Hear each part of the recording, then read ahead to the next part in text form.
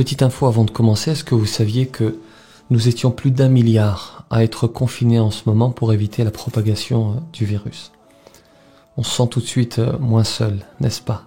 Pour cette vidéo, je me suis posé la question, est-ce que j'en parle ou non? J'ai reçu des dizaines de messages à ce propos et devant la diffusion massive de cette information, entre guillemets, je me suis dit, allons-y, parlons-en. Je vais donc vous parler de ce fameux cheveu dans le Coran. À tout de suite.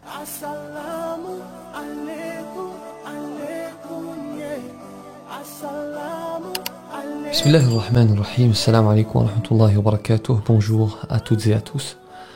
D'abord, chers amis, il ne faut jamais se moquer de celui qui pose une question, quelle qu'elle soit. Chacun son parcours de vie, chacun son niveau, et notre but à toutes et tous doit être non pas de ridiculiser la question de l'autre, mais de l'éclairer dans les limites de nos connaissances.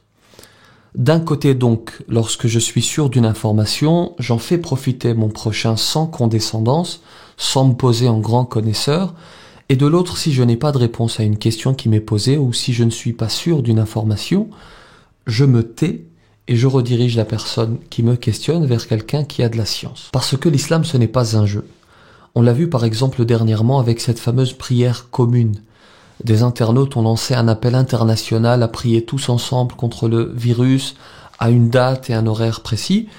Et j'ai rappelé dans cette vidéo que c'était une innovation qui n'avait pas de fondement. Inviter les gens à prier et à invoquer de manière générale, oui, pas de problème.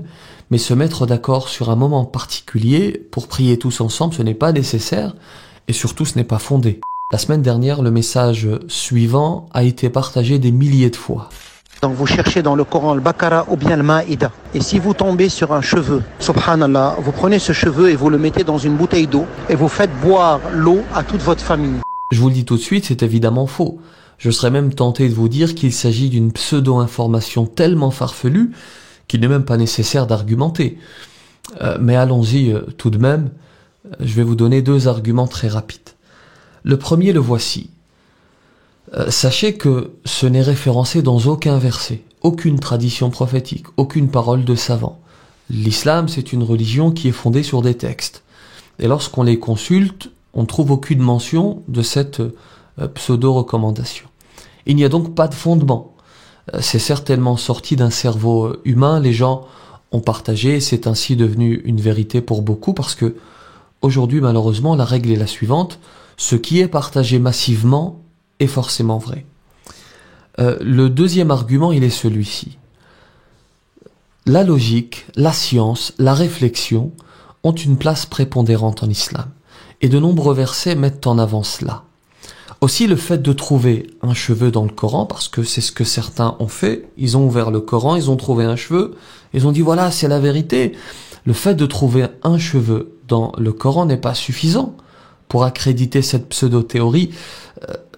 C'est peut-être, voire certainement le vôtre, le cheveu, c'est certainement le vôtre ou celui d'un membre de votre famille qui s'est glissé, qui est tombé dans le mushaf, dans le livre. Il suffit de réfléchir 2 secondes. Il y a 2 types de personnes à sermonner et un 3e type à saluer.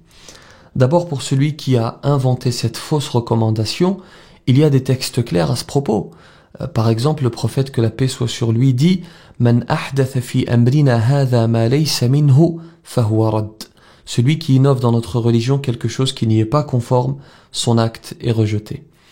Le 2e type de personne à réprimander, à sermonner, c'est celui qui a propagé sans vérifier, sans poser la question à quelqu'un qui a de la science.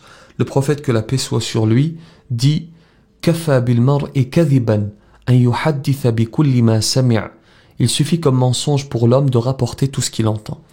Quant à celui qui a posé la question, je ne le blâme pas, et je ne le ferai jamais. Le croyant se doit de rechercher la science tout au long de son existence.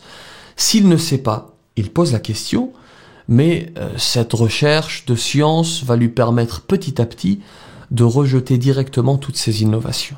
Je vous invite pour terminer à visionner cette vidéo qui contient des invocations à prononcer en ces temps de confinement, de crise. Et vous avez également l'intervention que j'ai faite pour le premier vendredi en confinement. J'y aborde les points qui apparaissent à l'écran.